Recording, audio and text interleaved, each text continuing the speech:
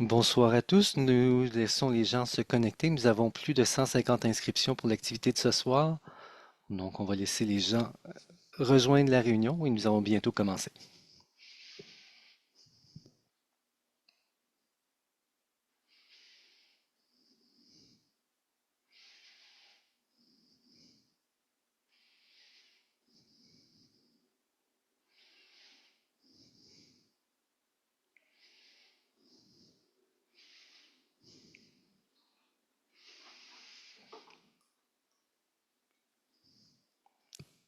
Nous avons déjà plus de 75 citoyens en ligne. Nous avons également une vingtaine d'intervenants ce soir pour répondre à vos questions. On va encore attendre une petite minute pour que les gens terminent de se connecter. Merci.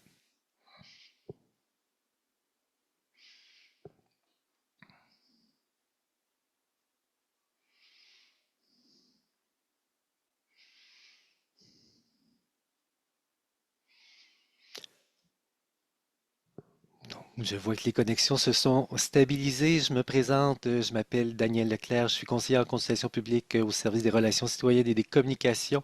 Je serai l'animateur de la soirée. Donc, bienvenue à cette séance d'information au sujet des travaux dans le quartier Saint-Jean-Baptiste pour l'année 2024, dont l'objectif est d'informer les résidents sur la nature et l'échéancier des travaux et être en mesure de recevoir vos préoccupations et répondre à vos questions en lien avec ces chantiers. Donc, je vous informe dès maintenant que cette assemblée est enregistrée. La présentation ainsi que l'enregistrement de la séance de ce soir seront disponibles dès demain sur la page Internet du projet où vous avez été en mesure de vous connecter. Donc, ce soir, je suis accompagné de Monsieur Pierre-Luc Lachance, élu municipal, vice-président du comité exécutif et responsable, entre autres sujets, du transport, de la mobilité et de la circulation. Bonsoir tout le monde, merci d'être là. Je suis également accompagné de Mélissa Coulombe-Leduc, membre du comité exécutif et conseillère municipale du district du Cap-aux-Diamants. Bonsoir. Très bien. Ce soir, vous aurez différents intervenants qui viendront vous présenter des différents points. Donc, en ordre de présentation, j'ai Madame Annie Dufour, chef d'équipe aux communications au bureau de projet. J'ai Bonsoir. Bonsoir. J'ai également Jean-Philippe Simard, conseiller à la planification des transports au service de la planification de l'aménagement et de l'environnement. Il est également accompagné de Jean-François Martel-Castonguay, chef d'équipe également au service de la planification. Bonsoir. Nous avons par la suite Monsieur Marc Desrivières, directeur au service du transport et de la mobilité intelligente. Bonsoir à tous et à toutes. Très bien. Et nous avons Joëlle Godbout, directrice du bureau Info Chantier au service des relations citoyennes et des communications. Bonsoir. Je suis également accompagné de Madame Héloïse Gaudreau, conseillère en consultation publique. Elle m'aidera pour le traitement et la lecture des questions. Donc, Bonsoir. merci beaucoup. Donc, pour l'activité de ce soir, je veux juste mentionner qu'en matière d'invitation, l'invitation a été envoyée aux abonnés du quartier Saint-Jean-Baptiste. Il y a également une actualité d'arrondissement qui a été publiée, un courriel à la liste de l'arrondissement. Il y a également eu des courriels aux participants des dernières activités de participation publique concernant les rues Saint-Olivier, Philippe Dorval, ainsi que ceux des rues Zouave et Saint-Gabriel. En plus de tout ça, on a eu des invitations porte-à-porte distribuées notamment par l'équipe du bureau Info Chantier. Et bien sûr, l'invitation a pu être relayée sur les médias sociaux. Donc, je vous fais un léger survol du déroulement de la soirée. Donc, on va poursuivre dans quelques instants avec le mot de bienvenue de l'élu du district. Et ensuite de ça, je vous donnerai quelques consignes concernant la formule webinaire de ce soir et on passera à la présentation et la période de questions. Donc, on s'attend à pouvoir finir aux alentours de 21 heures d'après le volume de questions pour ce soir. Je laisse donc la parole à Madame Mélissa Coulombe-Leduc pour un petit mot d'introduction. Merci, Daniel. Donc, bonsoir tout le monde. Merci d'être présent en si grand nombre ce soir. Donc, l'objectif de la rencontre ce soir, c'est de vous présenter les chantiers qui vont se dérouler dans le quartier Saint-Jean-Baptiste cet été. Donc, deux principaux chantiers en lien avec les travaux d'ingénierie, des projets de réaménagement que vous avez déjà vus, pour lesquels vous avez été consultés. Donc, vous présentez ces chantiers-là, bon, les impacts, les échéanciers, les moyens de communication qui vont être déployés en amont, pendant, aussi afin de vous tenir informé de l'évolution des différents chantiers, puis des différentes mesures de mitigation aussi qui sont mises en place en fonction aussi de l'évolution de ces chantiers-là. Donc, j'en dis pas plus. Moi, puis Pierre-Luc, puis ensemble de l'équipe, on reste avec vous toute la soirée. On va répondre du mieux qu'on peut à toutes les questions ce soir. Puis soyez rassurés, si jamais on n'avait pas une réponse à une de vos questions ce soir, qu'on pourra y donner suite dans les prochains jours là, par équipe. Donc, merci beaucoup encore une fois pour votre présence, puis une excellente soirée à tout le monde. Très bien. Merci beaucoup, Madame Coulombe-Leduc. J'en profite pour justement mentionner de quelle manière vous allez pouvoir poser vos questions. Donc, ce soir, nous sommes en format webinaire. Donc, les caméras et les micros de vos côtés sont fermés.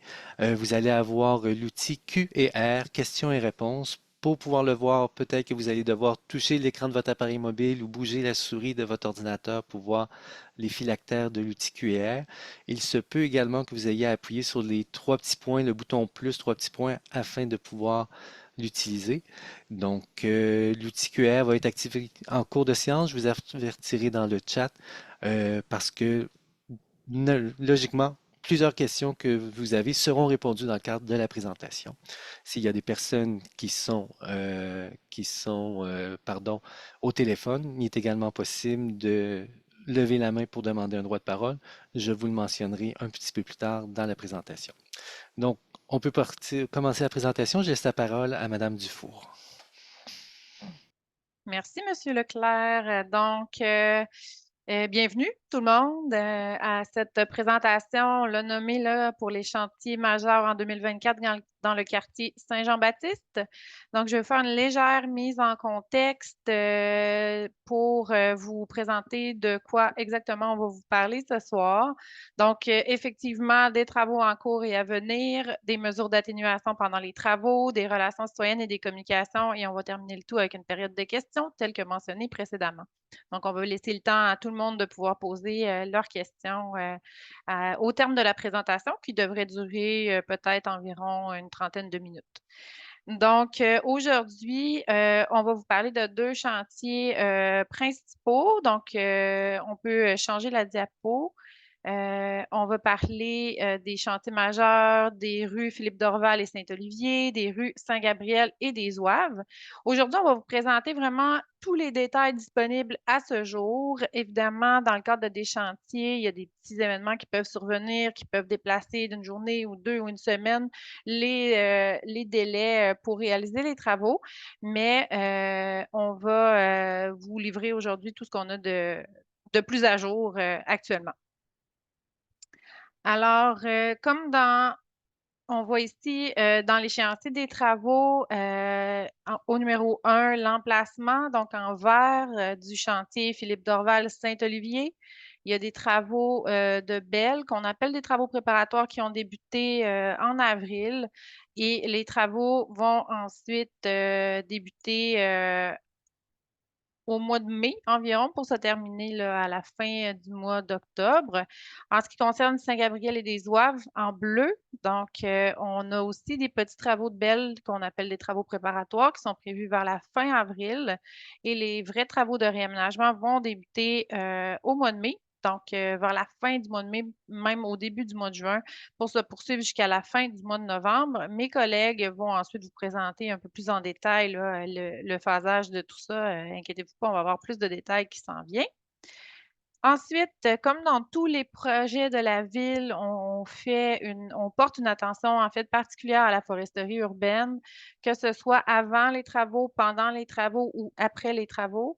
Donc, en amont des travaux, on inspecte les arbres sur le terrain, on évalue les impacts. Nos équipes de foresterie urbaine se déploient sur le terrain pour planifier les travaux en fonction de l'évaluation des arbres qui est effectuée sur le terrain. Et puis, on élabore des exigences qui sont intégrées au devis de construction, bien entendu, pour que les arbres soient protégés le plus possible. Pendant les travaux, on prend en charge les travaux requis à même nos équipes de foresterie. Donc, ça peut inclure des abattages lorsque c'est essentiel, mais plus souvent qu'autrement, on procède à de la transplantation d'arbres, de l'élagage et la mise en place de mesures de protection. Vous pouvez le voir sur la photo à droite, on voit une série de mesures de protection qui sont intégrées là, pendant les travaux. Donc, on voit en jaune les genres de petits rubans aux arbres là, qu'on appelle repères visuels. C'est pour que la machinerie puisse circonscrire les travaux. On a aussi les clôtures oranges, bien entendu, autour de la zone de protection des arbres et les planches de bois là, qui sont installées autour des troncs qui forment un bouclier pour empêcher les contacts de la machinerie avec les arbres. Ensuite de ça, on fait des suivis réguliers, donc pendant les travaux pour s'assurer que les conditions de croissance sont favorables, puis on analyse les possibilités de conservation en cas d'imprévu. Après les travaux, on remet en état tous les terrains. On procède à de l'élagage collectif lorsque nécessaire et on effectue à la fin des travaux des plantations d'arbres de remplacement s'il y a eu abattage ou si tout simplement la nouvelle configuration ou le réaménagement le permet. Puis, on va effectuer pendant un certain temps, en fait un bon nombre de temps, un suivi du comportement des arbres après les travaux. Voilà, en ce qui concerne la foresterie urbaine. Et maintenant, je vais passer la parole à mon collègue pour la suite des explications, en fait, détaillées concernant les travaux. Oui, merci Annie. Donc, oui, Joël, tu peux changer la diapositive.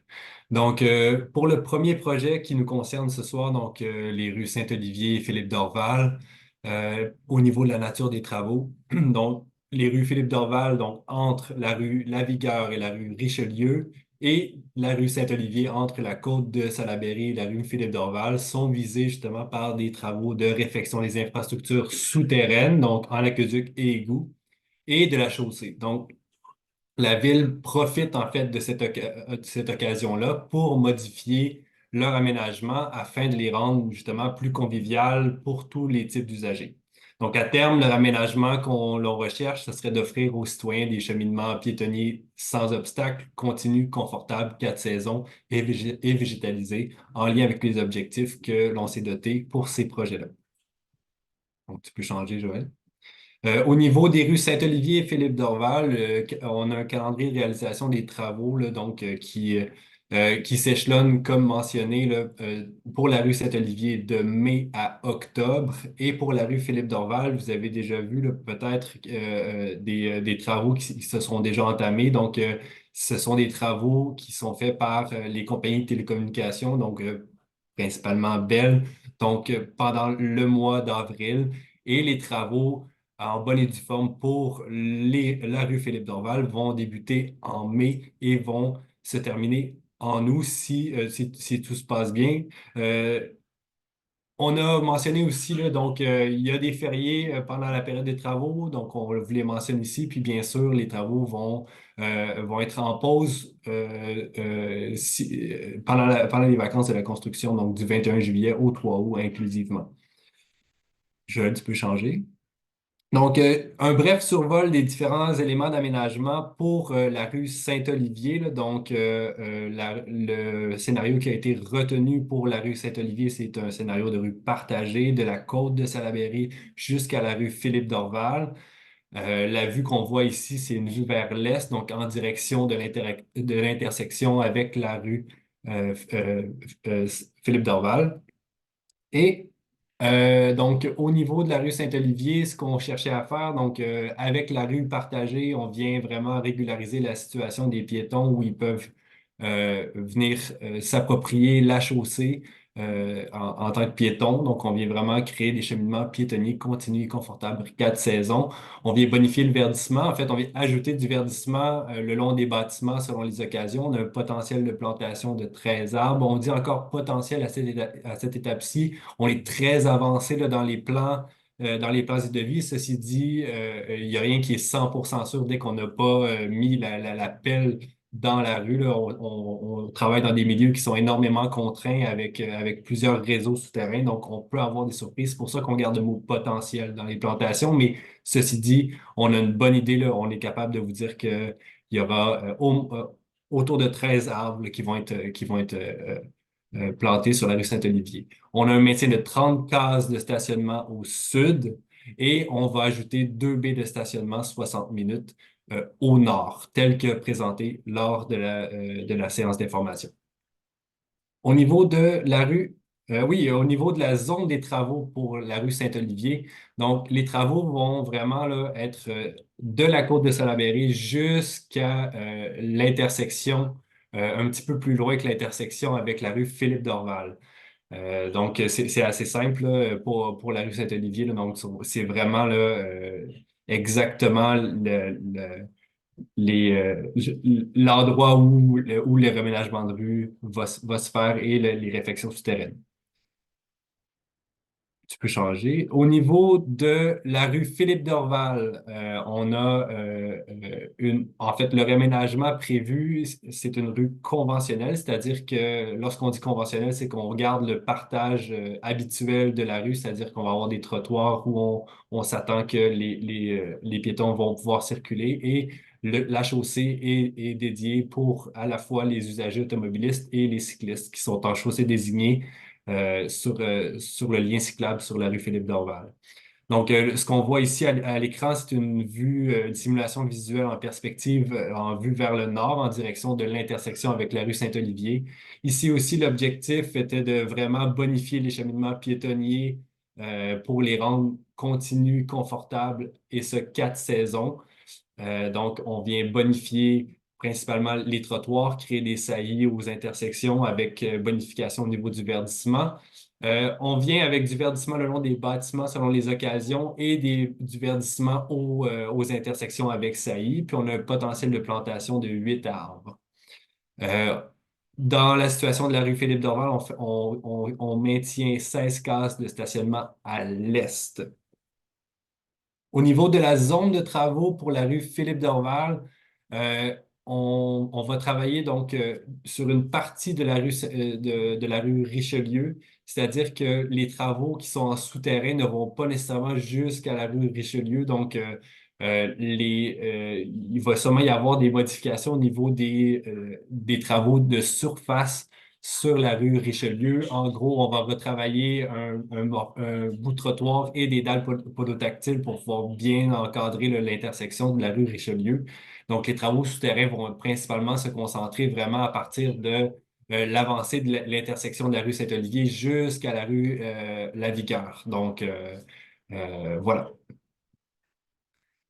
Au niveau des travaux de réaménagement des rues Saint-Gabriel et des Zouaves, donc la nature des travaux, c'est des travaux de réaménagement qui vont être réalisés bon, sur ces deux rues-là. Donc, pour la rue Saint-Gabriel, c'est entre la rue de Clairefontaine et la côte de Sainte-Geneviève. Et sur la rue des Zouaves, c'est entre la rue Saint-Jean et la rue Saint-Patrick.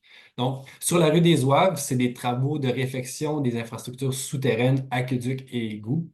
Et pour la rue des Zouaves et Saint-Gabriel, on parle de travaux de surface. Donc, c'est des raménagements qui sont réalisés conformément au principe des rues conviviales.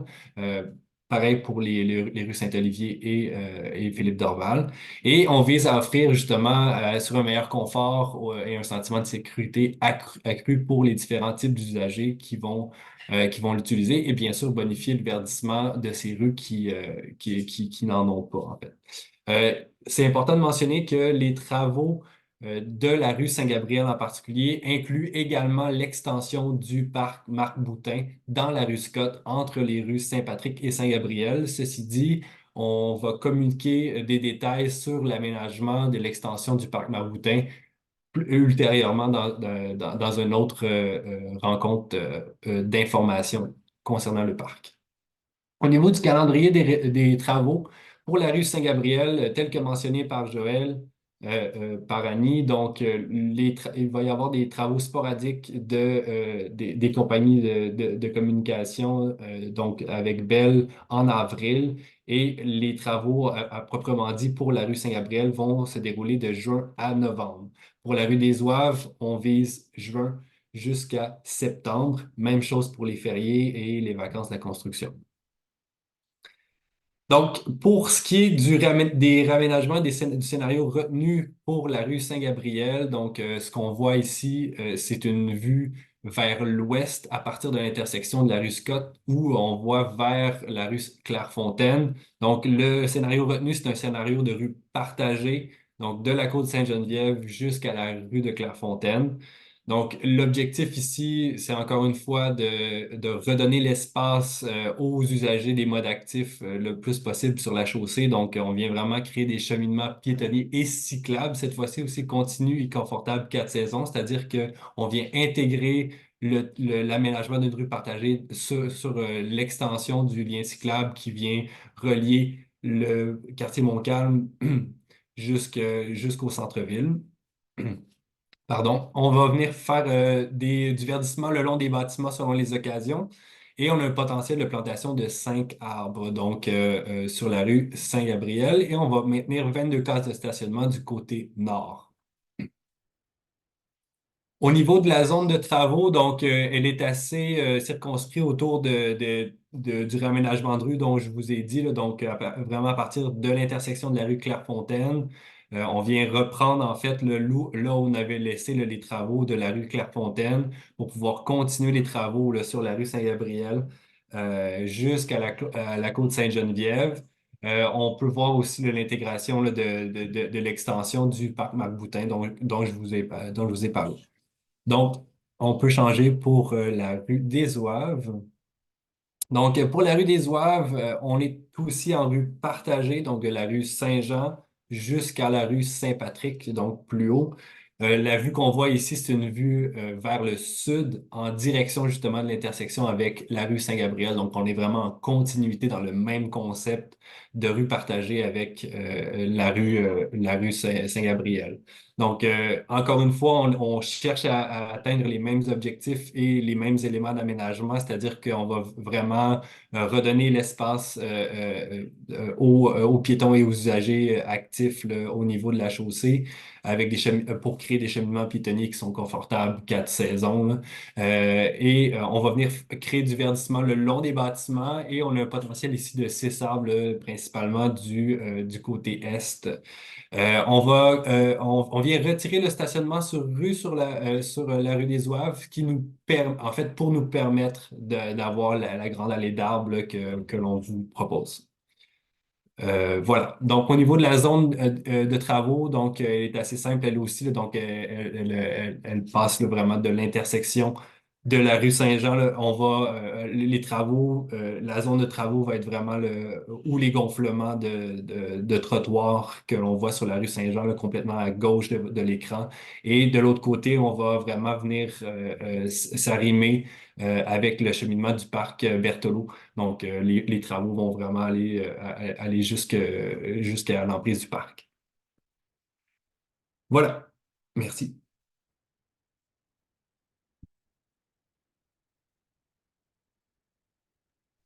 Alors, merci.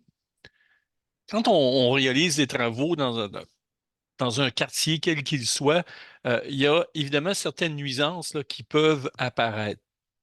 Et dans ce contexte-là, ben, la ville s'est dotée d'une stratégie où elle vise à encadrer les nuisances en déployant des mesures d'atténuation précises, que ce soit en matière de contrôle du bruit, de soulèvement de poussière, tous les enjeux de mobilité à l'intérieur du quartier durant les travaux, l'accès au commerce, l'accessibilité aux résidences pour toutes les personnes, là, que ce soit des personnes à mobilité réduite ou des personnes là, qui peuvent se déplacer plus normalement.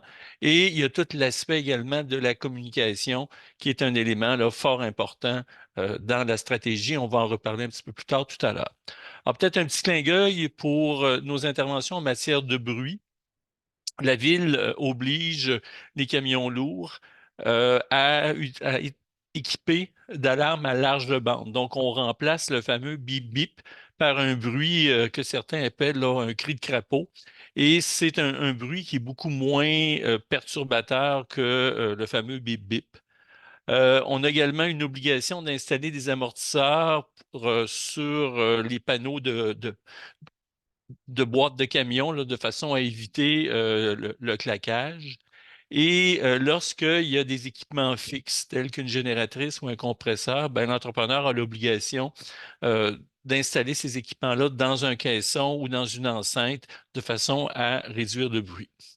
Enfin, pour la poussière, bien évidemment, rapidement, du moment qu'on a des surfaces là, qui ne sont pas protégées, l'entrepreneur a l'obligation de compacter et de stabiliser les matériaux rapidement pour éviter les soulèvements de poussière. Maintenant, une autre intervention qui est fort importante, c'est l'intervention mobilité dans le quartier. Et chaque fois qu'il y a un projet qui est annoncé, ben, il y a une équipe multidisciplinaire, donc une équipe de plusieurs unités administratives qui se met en place pour élaborer une stratégie de gestion de la mobilité pour chacune des phases de chaque projet. Ça veut dire quoi? Ben, ça veut dire qu'on va discuter puis on va encadrer le mode et la période de réalisation des travaux. On va planifier les actions en matière de mobilité dans le quartier, mais souvent aussi, ça va forcer des interventions en périphérie du quartier. On va prendre aussi en considération les caractéristiques d'aménagement spécifiques au quartier. Et la réflexion va porter sur toutes les composantes de la mobilité. Les autos, les piétons, les vélos, le stationnement, le transport en commun, la livraison, les véhicules d'urgence. Donc, tout ce qui est associé à la mobilité est intégré dans la réflexion. Et à ça, ben, on peut prendre aussi en considération des besoins spécifiques. Exemple, si on a une école, si on a des hôpitaux, ou s'il y a des événements spéciaux ou encore une rue piétonne qui se tiennent au cours de la période des travaux. Il y a des mesures d'atténuation qui sont évidemment prévues sur le site du projet, mais également en périphérie du projet. Il y a une coordination importante qui se fait entre les partenaires et les donneurs d'ouvrages. Et il y a de la communication en continu qui est mise en œuvre de façon à informer l'ensemble des parties prenantes, incluant les résidents, de l'évolution du chantier. Ce qu'il faut se rappeler, c'est que cette année, dans le secteur Saint-Jean-Baptiste, nous avons 5 rues où il y a des chantiers qu'on va devoir suivre d'un peu plus près. On a la rue piétonne de la rue Saint-Jean qu'on doit intégrer à nos réflexions. Et également, ben, il y a la tenue de cet événement, soit directement dans le quartier ou en périphérie du quartier, qui viennent modifier la mobilité au moment où ces événements-là sont tenus. Une nouveauté cette année aussi, c'est que, vous savez, dans un souci de bien gérer les entraves, on a un enjeu où on doit connaître ce qui se passe. On doit connaître les entraves. Donc, la Ville a adopté un règlement qui oblige toute personne ou toute entreprise qui souhaite occuper la chaussée à détenir un permis. Et à partir de là, la Ville est en mesure de fixer des conditions à l'entrepreneur de façon à s'assurer de maintenir la mobilité. Donc, le territoire ou le secteur Saint-Jean-Baptiste est maintenant inclus au grand secteur de la Haute-Ville où il est nécessaire de détenir un permis. Et c'est la première année là, que cet encadrement-là va se faire. Un entrepreneur ou une personne qui ne détient pas de permis ou qui ne respecte pas les conditions associées à l'émission de son permis ben, est passible de recevoir des constats d'infraction dont les montants là, sont assez substantiels. Maintenant, je vous parlais tout à l'heure pour nous, là, de 5 rues ou 5 chantiers.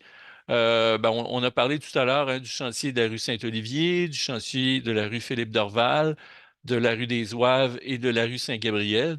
Mais on a également une petite intervention de consolidation à faire dans la côte de Salaberry sur un des murs. Donc, ça pourra aussi là, amener certaines entraves ponctuelles, temporaires, de courte durée. Donc, dans le cadre des chantiers sur les rues résidentielles du quartier, évidemment, on a toujours l'objectif de maintenir la circulation locale.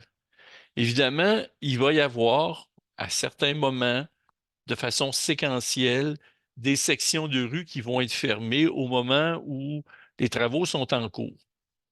Mais on va toujours chercher à maintenir la circulation dans les rues transversales et sur les rues parallèles de façon à ce qu'on ait les conditions de mobilité optimales dans le contexte des travaux.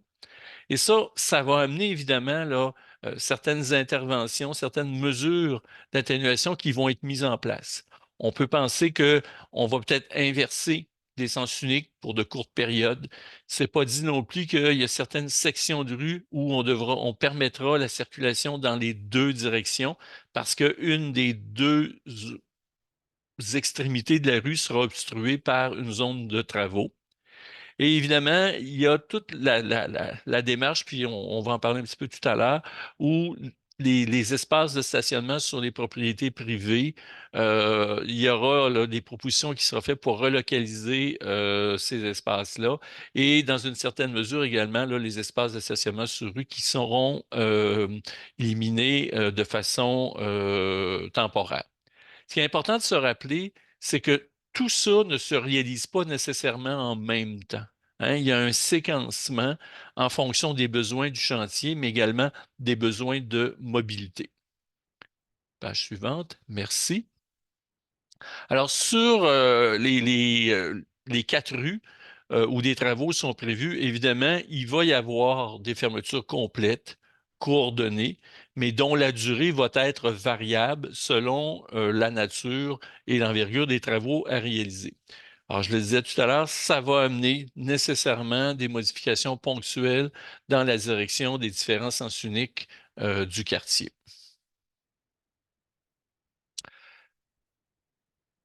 Une fois que cette planification-là est faite, évidemment, là, il y a un exercice de suivi d'accompagnement qui se fait. Donc, on déploie, puis ça demande beaucoup d'agilité quotidiennement, différentes mesures pour assurer la mobilité et la sécurité des déplacements. Il y a un grand travail de coordination, de séquençage qui est fait également des différents chantiers avec l'objectif de minimiser les impacts. Et évidemment, on a la capacité, on a un coffre à outils et entre autres, dans notre coffre à outils, ben, on peut penser au déploiement de signaleurs. Dans certains cas, de déploiement de policiers, quoique dans le quartier comme tel, probablement pas, on sera plus dans le mode signaleur. Et évidemment, le suivi de tout ça se fait par le biais du Centre de gestion de la mobilité intelligente, qui est le lieu là, à partir duquel l'ensemble du réseau est géré. C'est le lieu où les caméras, les feux, l'ensemble des panneaux messages variables et la coordination avec les partenaires se fait. Alors, à cette étape-ci, je vais passer la parole à Joël Godbout.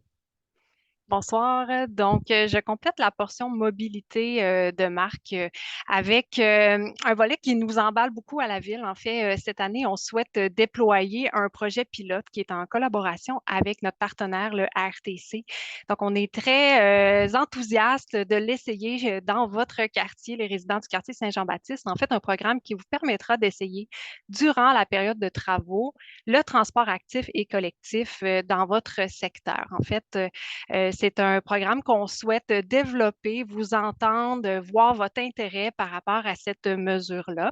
Une mesure qui sera possible et qui sera disponible à vous en échange d'une vignette de stationnement sur rue de la zone 1 ou de la zone 2. En fait, 2 options vont s'offrir à vous. Donc, soit une remise de vignette de manière temporaire, le temps de la période des travaux, qu'on moyenne, je vous dirais, à 6 mois.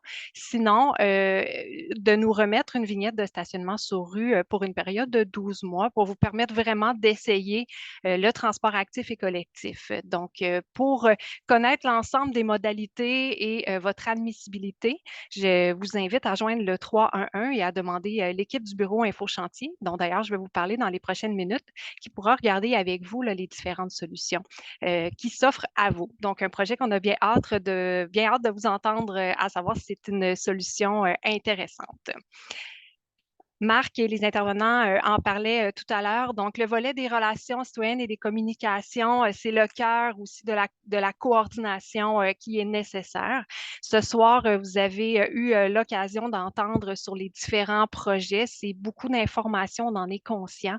Donc, sachez qu'on va maintenir le lien avec vous tout au long de la réalisation des travaux, notamment par des rencontres de proximité.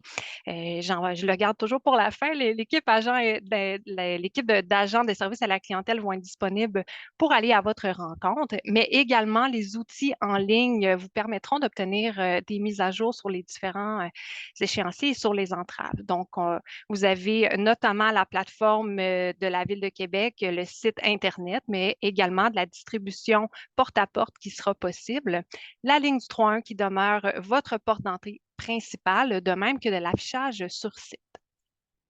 Au niveau de la communication, donc, comme je le mentionnais, vous allez d'ailleurs pouvoir retrouver la présentation de ce soir, de même que l'enregistrement sur le site Internet de la Ville de Québec dans la section Grand chantier. Vous aurez également l'occasion de vous abonner à l'infolette de chantier qui, d'ailleurs, a été déployée dans votre quartier en 2023 pour les travaux précédents de Clairefontaine, Lockwell et des travaux qui ont eu lieu sur le boulevard René-Lévesque. Donc, si vous souhaitez être informé, ce sera également une occasion pour vous d'obtenir des mises à jour tout au long de la réalisation des travaux. Enfin, je vous parle de l'équipe Info Chantier. Donc, ce sont des agents de service à la clientèle qui sont dédiés à vous, dédiés aux travaux.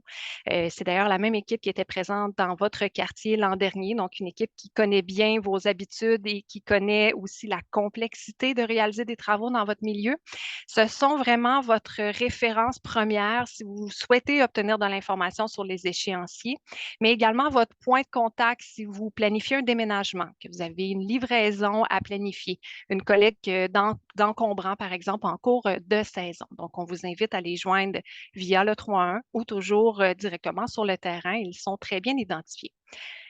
Au niveau de la gestion des stationnements, sans entrer dans les détails ce soir, parce que vous le savez, on l'a mentionné à plusieurs occasions, c'est de l'information qui évolue selon les différentes phases des travaux. Il y a des solutions qui sont identifiées pour la période de travaux, notamment pour les stationnements privés.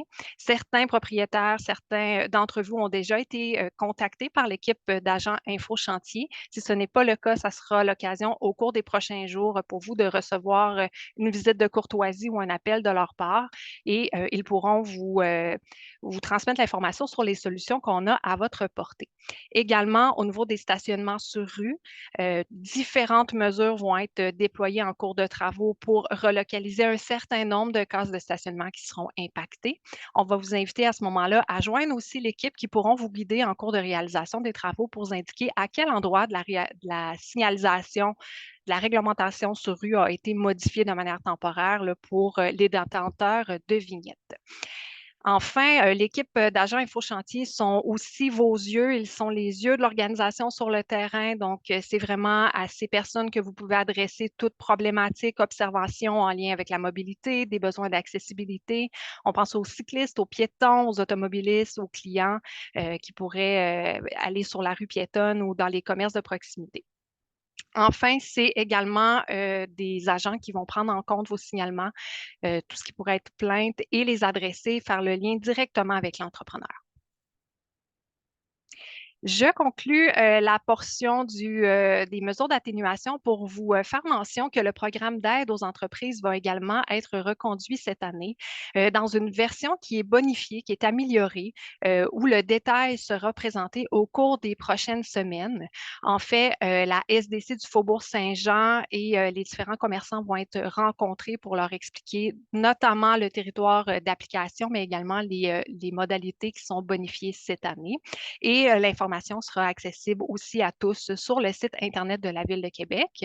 Si vous avez des préoccupations, l'équipe Info Chantier peut assurer le lien d'ici à ce que l'information soit transmise, mais vous avez également l'adresse courriel au bas de la présentation pour rejoindre directement l'équipe du développement économique et des grands projets. Voilà. Daniel, je te passe la parole. Très bien. Donc, je propose de fermer le partage d'écran. Et nous avons déjà une dizaine de questions qui ont été posées dans l'outil Q&A qui est maintenant accessible à tous.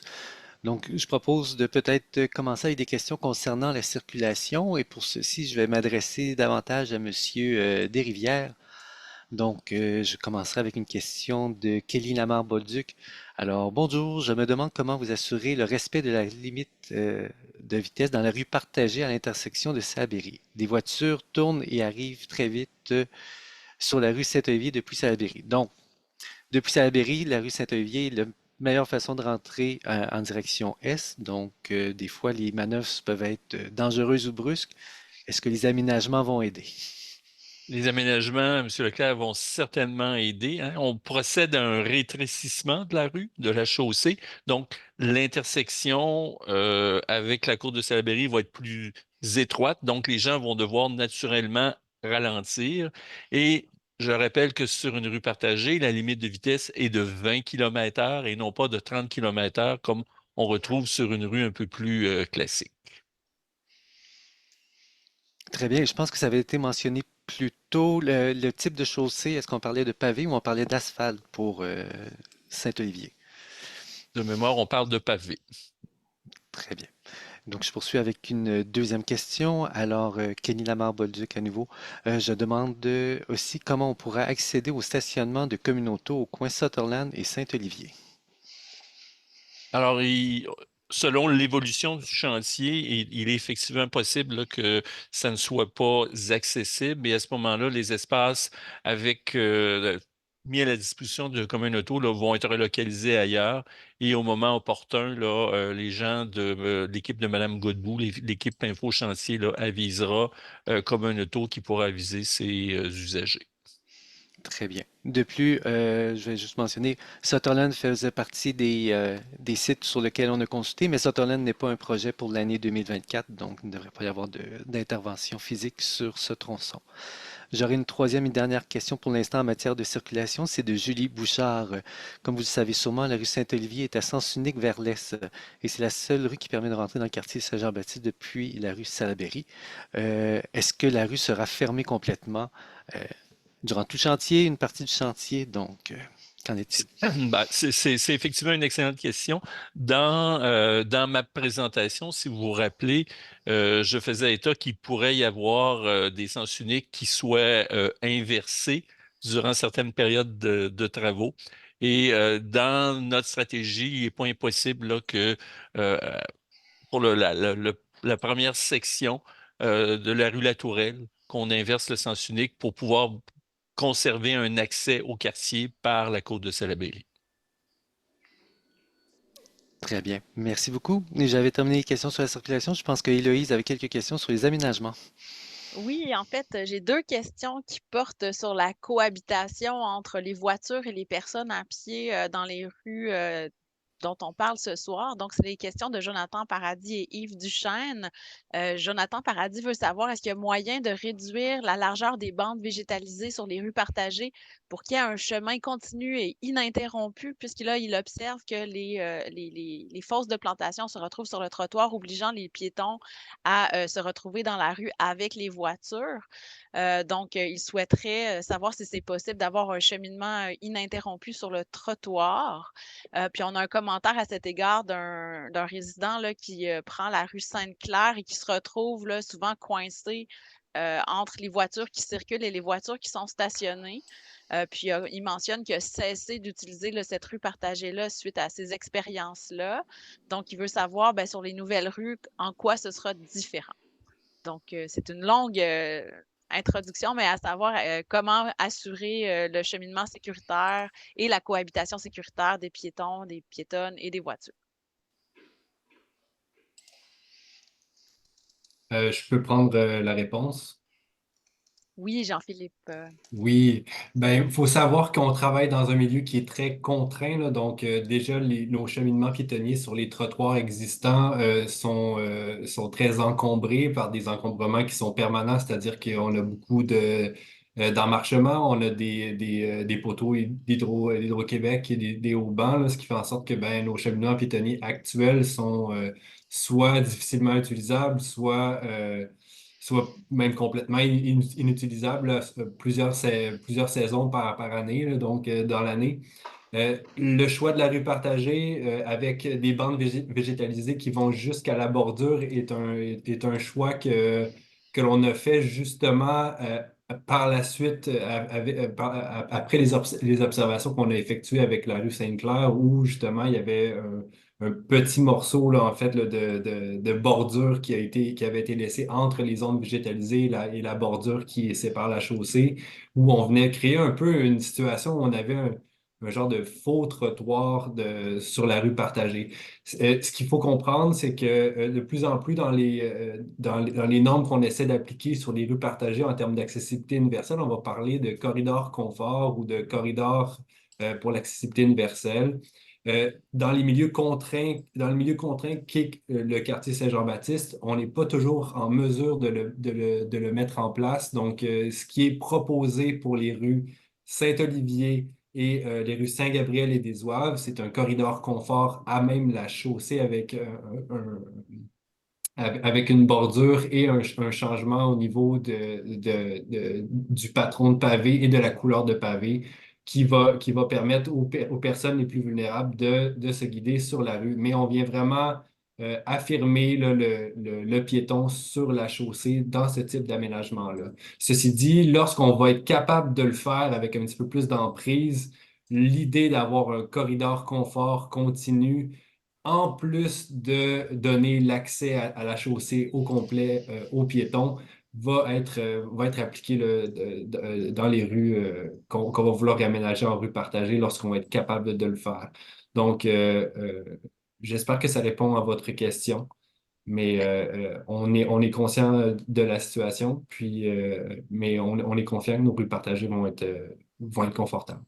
De ce que je comprends, il y a des Mm. aménagements Mm. différents puis des stratégies différentes qui ont été Absolument. utilisées pour les nouvelles rues partagées qui font en sorte que la situation de la rue Sainte-Claire que la personne qui est Mm. intervenue mentionnait ne se reproduira pas. Donc, je considère que ça répond, merci Mm. Jean-Philippe, à la question. Donc, on fait un bond dans les sujets pour répondre à des questions qui concernent le stationnement. Donc, c'est une personne qui loue un stationnement sur la rue Saint-Gabriel et qui présume que ce stationnement sera sans doute rendu inaccessible. Donc, est-ce que la ville fournira un autre stationnement, par exemple, au Delta? Qu'est-ce qui est prévu là, pour les personnes dont le stationnement pourrait se retrouver inaccessible?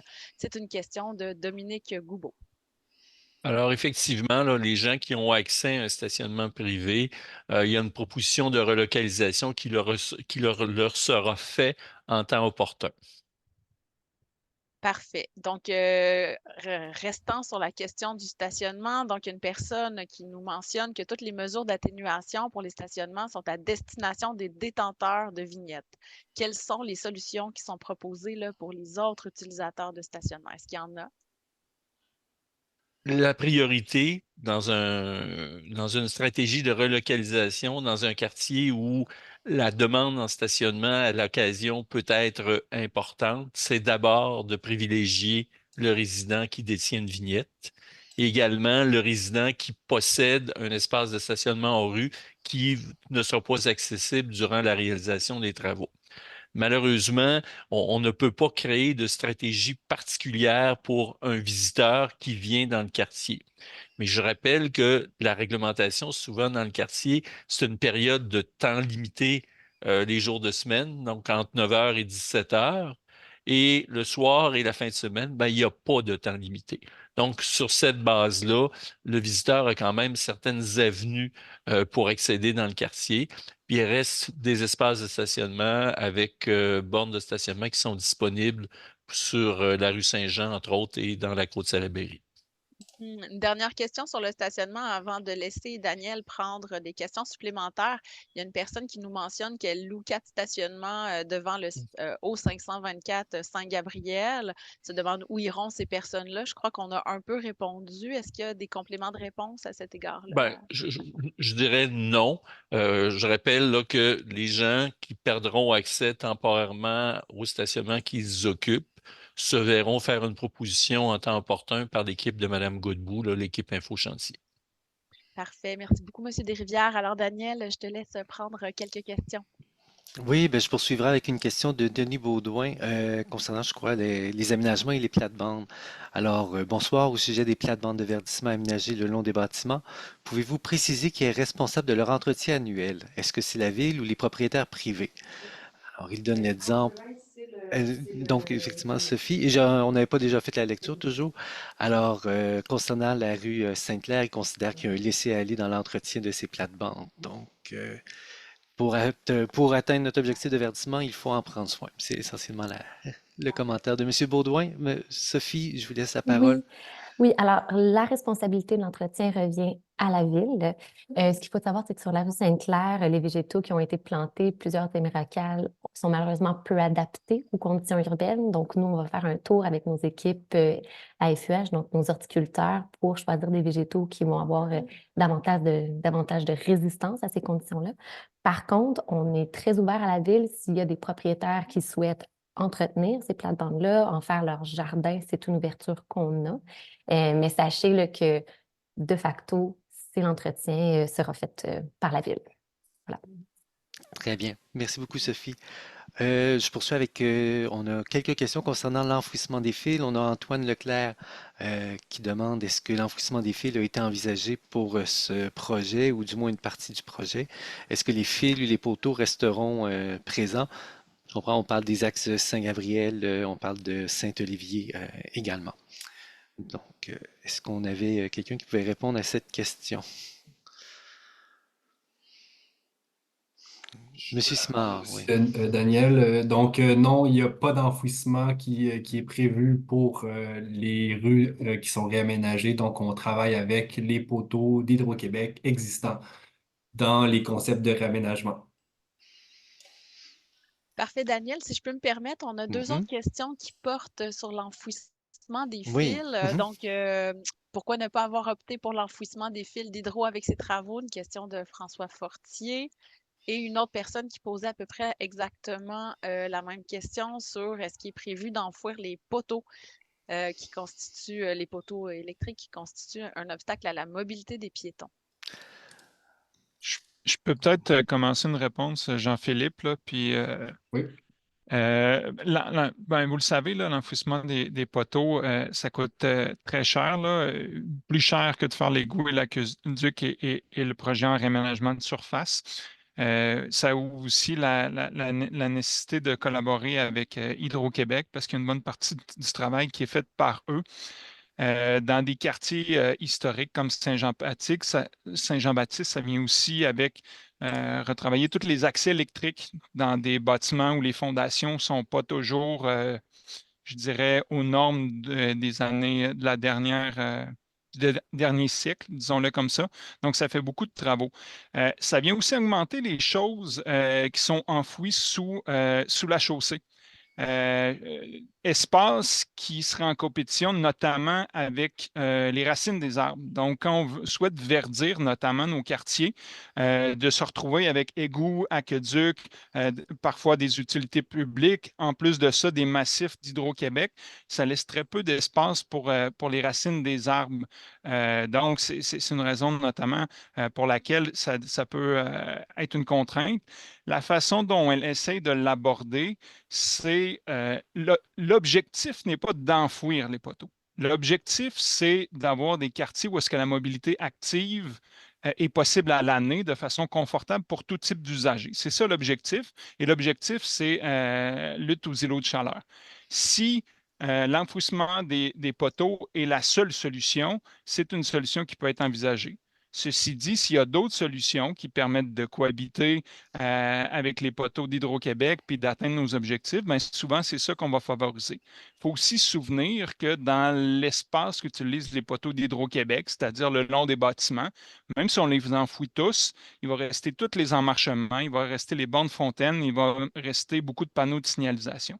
Donc, ce n'est pas une solution miracle qui fera en sorte que du jour au lendemain, les trottoirs redeviendraient disponibles pour les piétons. Donc, c'est quand on prend l'ensemble de ces considérants-là, c'est à ce moment-là qu'on arrive avec des solutions pour les réaménagements. Dans certains cas, ça a été fait, les poteaux ont été enfouis. Dans d'autres cas, on trouve d'autres solutions qui nous permettent d'atteindre nos objectifs. Je me permettrai de compléter ce que Jean-François vient de vous répondre à l'effet que présentement, Hydro-Québec a mis son programme sur pause au niveau de l'enfouissement des fils. Donc, pour nous, ça reste un élément qu'il faut considérer dans le travail. Et sachez, comme le répondu Jean-François, qu'on considère cette dynamique-là dans l'ensemble des réaménagements qui sont effectués à la Ville de Québec, particulièrement dans les quartiers centraux. Merci, Monsieur Martel-Castonguay, Monsieur Lachance. Alors, Daniel, je te laisse poursuivre avec tes questions. Oui, ben, j'ai plusieurs questions très pertinentes, mais très diversifiées. Donc, j'irai un peu en rafale. On a Marc Dean qui demande alors comment se fera la collecte des matières résiduelles pendant les travaux et comment se déroulera l'accès pour les véhicules d'urgence. Donc, est-ce qu'on a déjà des orientations et des habitudes concernant ces deux facettes-là? Si vous allez me permettre, je vais répondre au volet véhicules d'urgence. Peut-être Joël pourra répondre à la question de la collecte des ordures. Vous savez, la répartition, quand vous appelez au 911 et quand il y a un véhicule qui est réparti, ça se fait par ordinateur. Et le pompier, lui, reçoit dans son camion le tracé qu'il doit suivre. Et le tracé va prendre en considération les rues qui sont entravées par des travaux. Et l'autre élément, ben, sur les rues où il y a des travaux, s'il devait y avoir une intervention d'urgence, ben, la zone de travaux ne doit pas être très longue, de façon justement à permettre aux véhicules d'urgence d'intervenir sur la rue en question. Joël, peut-être pour le volet ordures? Pour le volet ordure, c'est sensiblement la Matière même résiduelle, Monsieur matière Desrivières, hein? résiduelle, évidemment. La réponse est sensiblement la même. En fait, les véhicules sont également géolocalisés. Donc, les trajets sont ajustés, mais également pour une portion où le devant, la façade du bâtiment ne serait pas accessible, c'est l'entrepreneur qui va déplacer les bacs ou les sacs vers les extrémités du chantier, les endroits où la collecte est prévue et planifiée.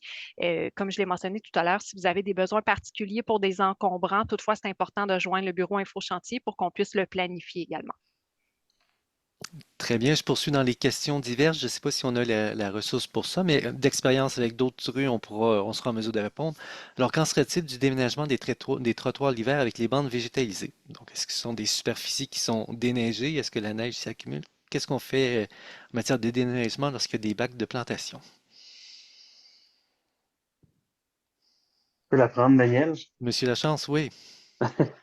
Écoutez, la politique de déneigement prévoit qu'on continue les opérations à l'effet que les trottoirs vont être déneigés en fonction.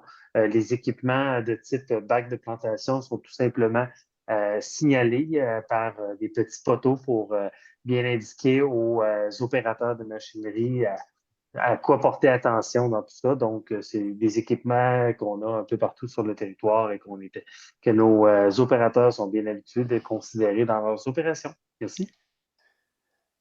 Très bien. On avait également une question rapide d'un réal Massicotte, pardon, qui demandait quel était le début des travaux sur la rue des Oives ou Saint-Gabriel. D'après les informations qu'on a présentées plus tôt, le début des travaux serait au mois de juin. Je ne sais pas s'il est possible d'être plus précis à cette étape-ci. Et le chantier sera un peu plus long jusqu'en novembre pour la rue Saint-Gabriel, jusqu'en septembre pour la rue des Oives. Est-ce qu'on avait d'autres précisions ou pour l'instant, c'est ce qu'on est en mesure de partager? Monsieur Auclair? Oui, pour l'instant, c'est toutes les précisions qu'on a. On est présentement en processus d'appel d'offres, fait qu'on ne peut pas se coordonner avec l'entrepreneur. Quand on va avoir plus de précisions, on va le faire suivre les informations. Parfait. Je vais laisser peut-être Héloïse faire la lecture de quelques questions. Oui, j'en ai une petite. Donc, pour Jean-Philippe, je crois. Donc, quelqu'un qui veut savoir qu'est-ce que c'est une baie de stationnement. Oui, une baie de stationnement, là, en fait, là, sur la rue Saint-Olivier, en fait, 2 baies de stationnement vont être aménagées, c'est-à-dire que c'est principalement là, on va juste rentrer un petit peu là, dans l'espace là, en fait, on vient un peu rentrer dans l'espace de chaussée, élargir un peu l'espace de chaussée pour permettre un espace de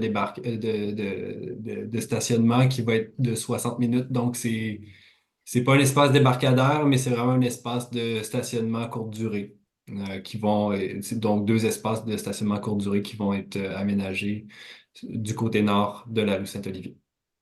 Parfait. Donc, je vais malheureusement sauter du coq à l'âne avec une question d'un tout autre ordre pour Monsieur Pierre-Luc Lachance. Donc, il y a une personne qui pose la question suivante, Pascal Veilleux. Quelle est votre vision à long terme concernant la circulation automobile et le stationnement dans le quartier Saint-Jean-Baptiste? Ben, c'est une question effectivement qui est très large. Merci de la poser. Et je vais peut-être jumeler aussi ma réponse avec des éléments qui nous ont signalés là, pour bien comprendre, entre autres, la vision qu'on peut avoir du système d'autopartage comme communauto. Donc, pour nous, ben, le quartier Saint-Jean-Baptiste représente un quartier très dynamique sur lequel, justement, on a quand même un taux de motorisation qui est le plus faible de la ville de Québec. Ça ne veut pas dire que il ne faut pas considérer l'automobile dans l'ensemble du fonctionnement du quartier. Ce qu'on vient travailler, c'est de favoriser un équilibre au niveau des différents modes pour aussi amener une dynamique de sécurité, hein. Il ne faut pas oublier que ce qui sous-tend les réaménagements lorsqu'on réfléchit la mobilité d'un quartier dans un sens plus large, c'est la sécurité de l'ensemble des usagers. Particulièrement, on fait une pyramide qu'on appelle, donc les plus vulnérables sont considérés pour s'assurer que leur mobilité soit bien sécuritaire. Pour ce qui est du travail, ben, comme vous le savez, au niveau du stationnement, ma collègue Mélissa Coulombe-Leduc vous en a parlé à plusieurs reprises et ça me fait plaisir de vous en parler ce soir.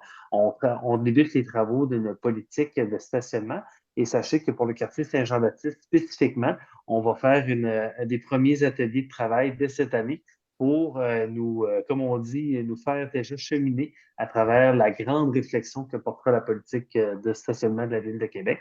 Fait que soyez assurés qu'on veut vraiment travailler en forme d'équilibre pour le quartier Saint-Jean-Baptiste dans l'ensemble des travaux et des réflexions qu'on porte sur la mobilité. Merci beaucoup, Monsieur Lachance, pour la réponse. Donc, on avait une autre question là, qui portait à peu près sur le même sujet. Donc, on verra si vous voulez ajouter un complément de réponse ou si vous voulez, quelqu'un d'autre veut embarquer. Oh, la question, elle est disparue. Donc, je ne vais pas la poser. Je vais me tourner vers une autre question. Pardon, je crois que c'était la question de Maxence Asselin. Est-ce que ça se pourrait? Donc, êtes-vous au courant que Oui. la situation du stationnement est déjà très limitée dans le secteur Saint-Jean-Baptiste? En diminuant le nombre de stationnements à long terme, quelles sont vos solutions à ce sujet? Je pense que M. Lachance a déjà donné quelques pistes N'est-ce de pas? solutions Ben, envisagées. Je ne sais pas si tout on à avait des fait. choses à rajouter là-dessus. Puis peut-être communiquer avec la dynamique de communauté aussi qu'on veut continuer à mettre de l'avant dans un quartier très dense comme Saint-Jean-Baptiste. Ça devient un élément de solution sur lequel on veut travailler. Puis comme vous l'avez vu dans notre présentation un peu plus tôt, ceux qui décideront de remettre leur vignette de stationnement, ben, on a des mesures de compensation qui s'effectueront dans le cadre des travaux. Donc, pour nous, c'est une façon de venir voir la mobilité d'une façon plus globale. Parfait. Merci pour les précisions. Encore une question de stationnement. Donc, pourquoi, qui porte spécifiquement en fait sur les stationnements au nord de la rue Saint-Olivier. Donc, la personne se demande pourquoi éliminer les stationnements au côté nord de la rue Saint-Olivier, puisque l'espace permet de les maintenir avec le concept de rue partagée. Donc, est-ce qu'on a une personne là, qui serait en mesure de répondre à cette question? Donc, ben, en fait, pour arriver à créer l'espace en fait, le concept de rue partagée que l'on vous propose pour la rue Saint-Olivier, il fallait pouvoir aller chercher l'espace du stationnement pour avoir l'espace de chaussée nécessaire pour y arriver, là. Donc, le concept que l'on vous propose avec la baie de stationnement, et avec les baies de stationnement et un seul côté de stationnement était nécessaire pour avoir la rue partagée avec le minimum justement là, des standards pour l'accessibilité universelle dont je vous ai parlé tout à l'heure. Merci. Alors, Oui, et un autre élément super important là, qui me vient en tête, là, c'est en fait, de manière très simple, nous n'aménageons pas de rue partagée avec deux côtés de stationnement pour des questions de sécurité, tout simplement. Là, donc, pour que nos usagers piétons, donc les plus vulnérables, puissent circuler sur la chaussée de manière sécuritaire, on ne permet pas de l'aménagement de rue partagée avec deux côtés de stationnement, donc un seul côté.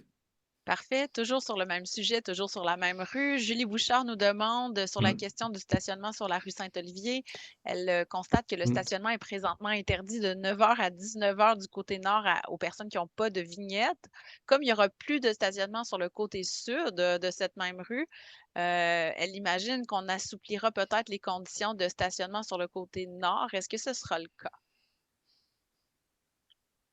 Il y a essentiellement des ajustements qui vont se faire à la réglementation. Cependant, on se rappelle que la priorité sera toujours dans un quartier résidentiel le résident et le résident qui détient une vignette. Donc, il y aura des ajustements. Quels sont-ils? Je ne les connais pas encore, mais M. Lachance parlait tout à l'heure de politique de stationnement. Donc, c'est une réflexion qu'on va faire avec les citoyens du quartier et on va convenir ensemble quel est le meilleur mode de réglementation dans la rue pour répondre aux orientations et aux objectifs et aux préoccupations de tous. Merci, M. Desrivières. Alors, Daniel, de ton côté, as-tu des questions à suggérer? Oui, ben, je vais poursuivre avec M. Desrivières, si vous permettez. On a encore M. Dean qui demande, pendant que la rue Saint-Jean était fermée les fins de semaine, l'été, les détournements du trafic pendant les travaux étaient cauchemardesques. Alors, est-ce qu'il est possible de dévier le trafic vers les grandes artères plutôt que dans les rues résidentielles ou de le signaler plus tôt? Alors, le commentaire de M. Dean est très, très juste. On a eu des enjeux particuliers parce qu'on se rappelle que quand la rue Saint-Jean est transformée en rue piétonne, la rue piétonne débute à la rue Clairefontaine. Donc, on informe les gens dès l'avenue Turnbull, dès l'avenue, c'est ça, dès l'avenue Turnbull, que on s'en va vers une rue piétonne, que c'est un accès qui est limité. Et rendu à la rue Clairefontaine, on ferme. Or, l'an dernier, quand les gens se rendaient jusqu'à la rue Clairefontaine et cherchaient à sortir du quartier par la rue, il y avait le chantier. Donc, cette année, on ne vivra pas cette dynamique-là. La rue Clairefontaine va demeurer ouverte. Mais au-delà de ça, on va quand même travailler cette année, voir si déjà à partir de la côte de Salaberry, on ne peut pas donner un premier message comme quoi la rue est piétonne, un deuxième message à Turnbull et finalement le message final à Clairefontaine. Mais il faut comprendre que les commerçants qui, eux, sont établis entre la rue Turnbull et la rue Clairefontaine veulent maintenir un accès automobile aussi. Donc, on ne peut pas faire de fermeture étanche, là. On fait de l'information et on espère que les gens qui sont en transit, entre guillemets, ben, iront circuler vers le boulevard René-Lévesque. Très bien. Je poursuivrai avec quelques questions davantage d'ingénierie. Je vais la retrouver, je m'excuse. Alors, on a notamment Paul Saint-Pierre qui a des questions. J'ai plusieurs questions techniques concernant la hauteur des nouvelles conduites et des coupures d'eau qui risquent d'avoir. Donc, est-ce que le projet implique justement des nouvelles conduites, des coupures d'eau? Est-ce qu'on pourrait aller un petit peu plus en détail sur cet aspect? Monsieur Auclair? Oui, ben, je peux répondre pour des zouaves. La rue des zouaves, on fait la réfection complète. Donc, oui, on va refaire les conduites et d'égouts et d'aqueducs. Fait que les coupures d'eau, sauf erreur, les gens d'interaction citoyenne ont déjà commencé à rencontrer des gens de la rue des zouaves pour coordonner les coupures d'eau puis l'alimentation temporaire en eau qu'on va faire durant les travaux. On va avoir des coupures d'eau sont prévues au début du chantier, le temps de placer nos nouvelles vannes d'aqueduc pour pouvoir impacter le moins possible les gens durant les travaux suite à l'installation des nouvelles vannes qu'on va faire en début de chantier. Très bien. Puis, dans le même ordre d'idée, on a également, je crois, je sais Moi, pas je si c'est le peux, même, mais monsieur. Oh, oui, oui, monsieur Daigne? je peux poursuivre dans le cas de Saint-Olivier et Philippe Oui. Dorval.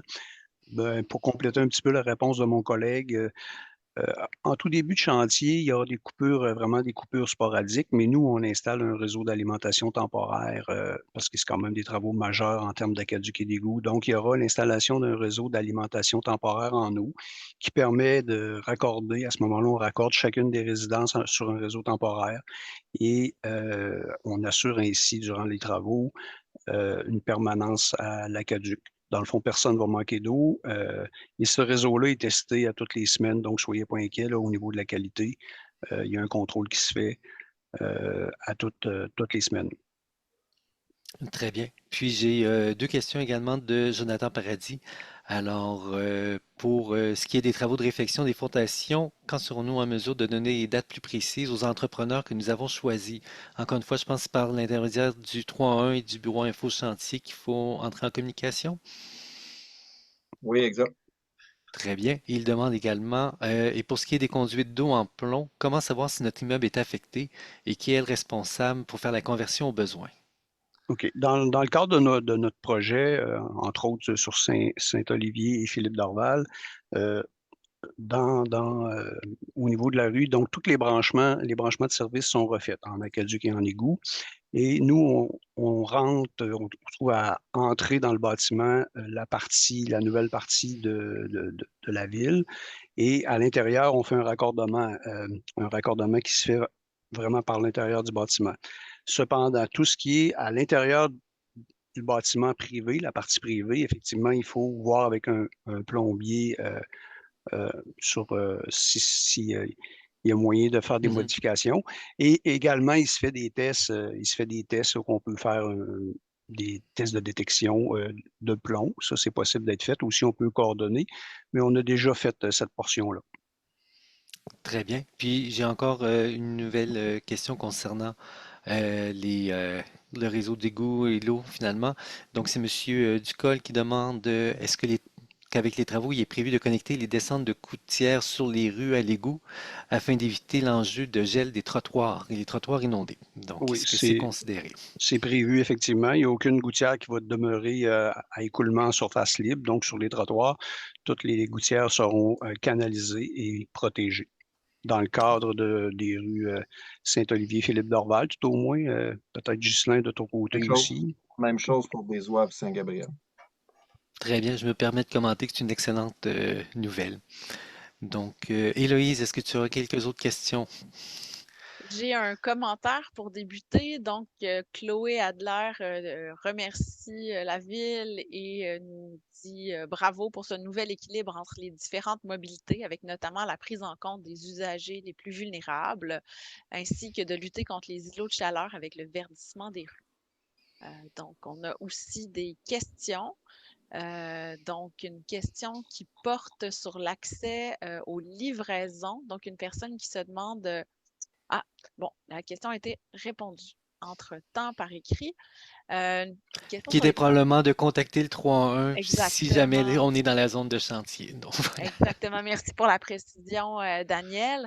Une question de Vincent Giguère de Carufel, qui a une question qui porte sur les travaux à venir sur la rue Saint-Olivier cet été.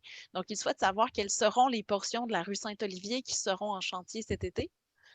Puis, est-ce que la ville envisage d'autres travaux similaires de verdissement des rues dans les prochaines années? Donc, pour la rue Saint-Olivier, oui, c'est pour Jean-Philippe. Donc, pour les portions de la rue Saint-Olivier en 2024, je le rappelle, donc c'est vraiment entre de la côte de Salaberry et l'intersection avec la rue Philippe Dorval. Est-ce qu'il y a d'autres travaux similaires de verdissement dans les rues des prochaines années? Il y a eu un atelier d'échange sur les scénarios pour le prolongement, en fait, de l'aménagement de la rue Saint-Olivier et de la rue Sutherland en 2025. Parfait, merci Jean-Philippe. Donc, vous avez mentionné que le parc sera réaménagé. Je ne sais pas trop de quel parc il est question. Est-ce que Paul Saint-Pierre, on parle du parc À mon avis, c'est Boutin, le hein? parc Marc Boutin C'est ça, dont il OK. est question. Oui. Donc, on parle du parc Marc Boutin. Est-ce qu'il prendra plus d'espace? Est-ce qu'il sera agrandi vers la rue Saint-Gabriel? Je peux peut-être commencer une réponse, puis s'il y a des questions un petit peu plus techniques, Sophie pourra m'aider également.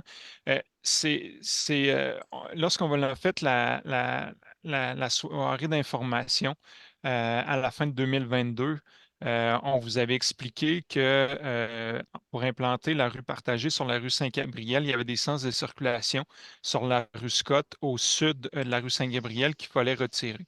On avait aussi eu, pendant notre processus de conception du projet, des demandes citoyennes pour fermer la portion de la rue Scott entre, là, je vais dire Saint-Gabriel, puis la rue au nord, Saint-Patrick. Saint-Patrick, c'est ça que j'allais dire. Merci, Mme Coulon-Leduc. À la circulation. Donc, on a analysé la faisabilité de tout ça et on a retenu la proposition des citoyens, puis on était venu expliquer pourquoi il impacte lors de la soirée d'information. La vidéo et la présentation, évidemment, sont en ligne. Donc, c'est sur la rue Scott, entre Saint-Patrick et Saint-Gabriel, qu'on vient faire un aménagement pour fermer la rue. On va venir vous le présenter au conseil de quartier un petit peu plus tard ce printemps, mais ça va être essentiellement, on veut continuer à rendre possible la mobilité active. On veut maximiser le verdissement sur cet espace-là qu'on gagne. Donc, c'est l'espace public qu'on va aménager, puis on va venir vous présenter le tout dans le courant du printemps. Merci. Je peux me permettre, peut-être en complément, Héloïse, je m'excuse. C'est aussi c'est des éléments qui étaient ressortis aussi là, des ateliers de discussion puis de consultation là, en lien avec les réaménagements des rues Clairefontaine, Le Couel, des Zouaves, Saint-Gabriel qui se sont tenus en 2022 pour l'essentiel. Oui, merci pour la précision. Donc, on a une personne là, qui a une préoccupation pour les vélos électriques. La personne analyse que ces modes de transport sont souvent plus dangereux que les voitures parce qu'ils ne respectent pas le code de la route et qu'ils vont très vite. Est-ce qu'on attend qu'il y ait des accidents avant d'agir? Donc, Monsieur Lachance, je crois que c'est une question pour vous, peut-être. Oui, ben, peut-être plus, vu qu'elle est un peu à l'extérieur du, comme on dit, scope des travaux. Vous dire que ben, les vélos électriques font partie de qu'on voit le cocktail de mobilité sur lequel on travaille. Pour vous dire aussi, avec Avelo, on continue d'améliorer les points de service pour favoriser. C'est sûr que de notre côté, à la Ville de Québec, on a aussi des équipes qui font de la sensibilisation qu'on embauche donc cet été pour travailler en mode de sensibilisation. On a aussi une brigade policière qui se déplace à vélo durant toute la période estivale pour favoriser justement les bons comportements. Maintenant, est-ce qu'une voiture versus un vélo est plus dangereux? Je ne suis pas ingénieur en transport ni en spécialisation en type de collision, mais je peux quand même vous dire qu'on a un équipement qui est moins lourd qu'une voiture. Notre objectif, c'est de travailler à ce qu'on ait des aménagements qui soient sécuritaires pour tous, comme je le mentionnais un peu plus tôt. Et c'est dans ce sens-là qu'on va s'assurer que le respect des aménagements et des lois se fasse. Parfait, merci. On a également un commentaire que je vais vous partager. Donc, Pascal Veilleux observe ou analyse que la circulation dans le quartier, la circulation piétonne dans le quartier n'est pas un réel enjeu selon elle, à ce qu'elle constate tous les jours, mais elle constate que le manque de stationnement, lui, est un irritant majeur pour les résidents et pour les personnes qui visitent. Donc, elle se dit inquiète pour ce qui est de la diminution des stationnements à venir. Voilà le commentaire que nous avons reçu. De mon côté, ça faisait le tour là, des questions que j'avais à vous lire. Daniel, de ton côté, est-ce que tu avais des questions que tu étais prêt à partager?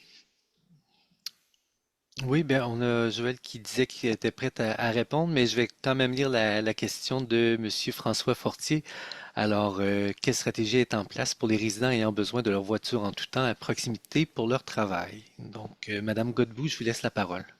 Oui, bonsoir. Je voudrais compléter. En fait, si vous avez des besoins particuliers, on a parlé tout à l'heure de livraison, de déménagement, mais que vous êtes sinon dans une situation critique, si je peux nommer là, des personnes je donne un exemple, une personne de garde à l'hôpital, par exemple. Ce sont des situations qu'on va adresser de manière individuelle. Donc, on vous invite à joindre le bureau Info Chantier et on va voir avec vous si des solutions peuvent être envisagées, là, toujours dans la mesure du possible, selon l'avancement des travaux. Donc, on vous invite à communiquer avec nous. Très bien. Puis dans le même ordre d'idée, on a un commentaire de Louis Chunard, pardon, qui demande si des cases de stationnement pourraient être ouvertes et fermées selon l'évolution du chantier si l'espace est inoccupé. Donc, on le prend en suggestion dans ce cas-là. Merci beaucoup. Et Très bien. Puis, dans le même ordre d'idée, encore en lien avec les travaux, on a Jonathan Paradis qui nous dit qu'il n'a pas accès à il n'y a pas d'accès à notre résidence sur Saint-Olivier par l'arrière. Alors, ça se fait uniquement par la rue. Alors, comment maintiendrons-nous un accès durant la période des excavations? Donc, est-ce qu'on est en mesure de rassurer les gens comment accéder à son domicile lorsque les travaux seront immédiatement devant chez eux? Je ne sais pas si l'ingénierie veut On répondre. est sur Oui, Saint-Olivier, sur justement, oui. Saint-Olivier, je vais la prendre. Merci. Tu compléteras, Joël, si tu veux.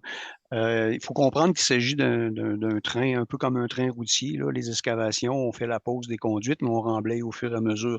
Donc, si effectivement, on va toujours communiquer et prendre en compte la situation de tout le monde, peut-être 5 jours avant. Vous savez, lorsqu'on va faire les travaux, il y a un faux chantier, mais il y a également un surveillant de travaux à temps plein. Donc, on va coordonner avec vous les besoins. Et très souvent, ce qui arrive, c'est qu'on utilise des passerelles. On peut installer des installations temporaires. C'est des passerelles qu'on peut utiliser couramment. Mais soyez-en sûrs que tous les accès vont être conservés durant les travaux. Il n'y a aucune personne qui va être privée de son accès pendant les travaux. Et ça, c'est coordonné avec Info Chantier et puis notre surveillant.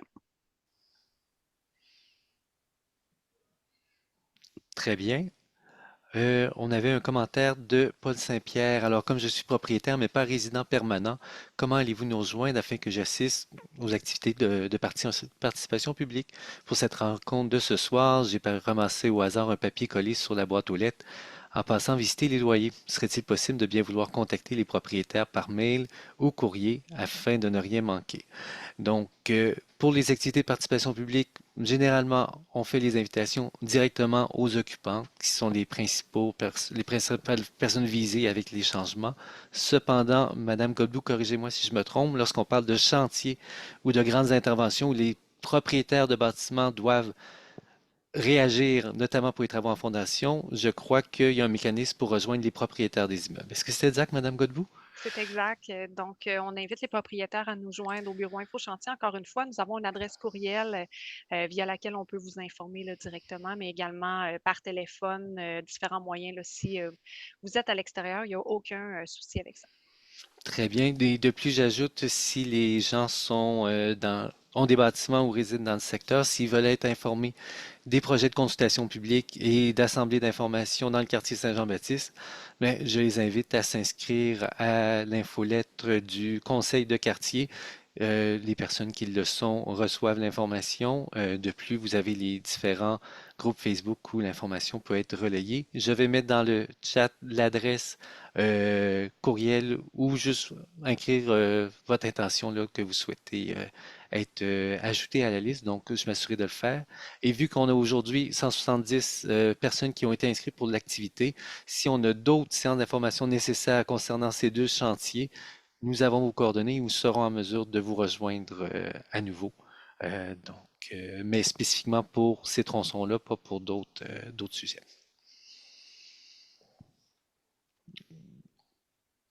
Oui, Héloïse, Daniel, de oui. mon côté, j'ai des commentaires et des questions à vous partager.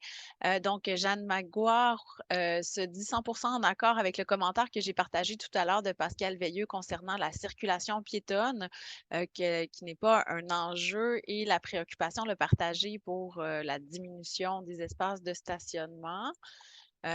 Puis j'ai un autre question ou commentaire aussi en même temps qui va dans un sens complètement contraire. Donc, Yannick qui nous partage que le quartier Saint-Jean-Baptiste est entouré d'intersections dangereuses qui sont non adaptées pour la circulation des personnes à pied. Et il nous demande quelles sont les mesures que la ville prévoit mettre en place pour créer des trajets qui soient agréables pour les piétons, au-delà de l'aménagement par petits bouts de rue, sans penser là, aux grandes intersections qu'ils jugent dangereuses. Donc, qu'est-ce que la ville compte faire pour réduire les temps d'attente aux intersections pour les piétons? Ils pensent notamment à l'accès aux écoles, aux parcs et aux centres de loisirs à proximité de la rue Saint-Olivier. Donc, Monsieur Lachance, cette question-là, je pense qu'elle est pour vous. Oui, effectivement, elle sort un peu plus du contexte des travaux. Vous dire que c'est tout. Ben, en fait, j'ai communiqué un peu avec le monsieur pour lui référer la vision de la mobilité active, qui est un peu notre document maître pour voir un peu à améliorer nos conditions de mobilité active partout sur le territoire. Et cette vision de mobilité active s'agence avec notre stratégie de sécurité routière. On avait la version 2020-2024, donc qui se termine cette année. Et ce qui veut dire qu'on recommencera pour 2025 avec Marc et toute son équipe à développer de nouvelles stratégies et pour lequel, justement, on est déjà en train de se questionner au niveau de toute la programmation, l'organisation pour les feux piétons, les appels automatiques et tout. Donc, ça va faire partie de la réflexion, particulièrement autour de ce que vous soulignez, soit les écoles, les parcs, les centres communautaires. Et la dynamique pour les aînés aussi sera nécessairement un grand questionnement pour le travail à venir à ce niveau-là. Donc, je vous remercie. On sait qu'il y a beaucoup de travail à faire pour beaucoup de secteurs et sachez que toutes les intersections que vous avez nommées font partie nécessairement de cette réflexion-là. Merci. Parfait, merci Monsieur Lachance. Je vais lire ce qui me semble être le dernier commentaire en lice. Donc, il suffisait que je le dise pour qu'il y ait d'autres commentaires qui apparaissent. Mais Marie-Pierre Desrapes là, partage une opinion, à savoir que elle veut souligner là, à quel point les aménagements prévus sont une bonne nouvelle pour la sécurité des déplacements des personnes avec des enfants notamment. Elle considère que ces aménagements-là vont améliorer la convivialité du quartier. Puis elle pose une question concernant quelles sont les perspectives de réduction des îlots de chaleur dans le quartier, considérant le peu d'arbres qu'on ajoute dans les aménagements à venir. Donc, est-ce qu'on a la réponse à cette question-là ou on la note pour revenir plus tard?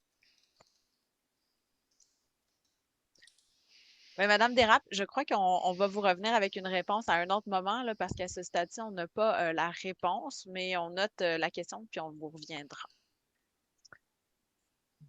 Donc, une petite question qui porte sur les déchets d'origine canine. Est-ce qu'il est prévu d'aménager des poubelles à certains coins de rue et d'avoir des distributeurs de sacs?